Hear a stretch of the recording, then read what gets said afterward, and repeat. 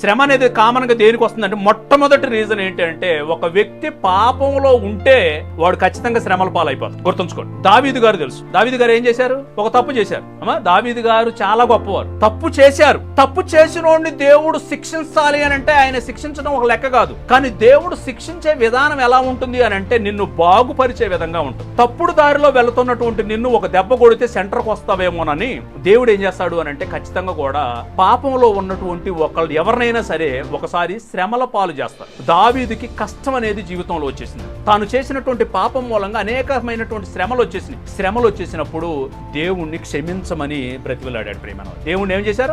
అయ్యా, నువ్వు నా మీద కనికరం ఉంచు, నువ్వు నా మీద జాలి చూపించు, నువ్వు నన్ను దయతోని నీ హక్కును చేర్చుకో అని అన్నారు. కాబట్టి ఒక వ్యక్తి జీవితంలో శ్రమకు కారణం ఏంటిది? మొదటిది. కాబట్టి మిమ్మల్ని మీరు పరీక్షించుకోవాలి. ఒకవేళ పాపంలో ఉంటే గనక దేవుని కనికరం తొందరగా కోరుకోవటం మంచిదమ్మా.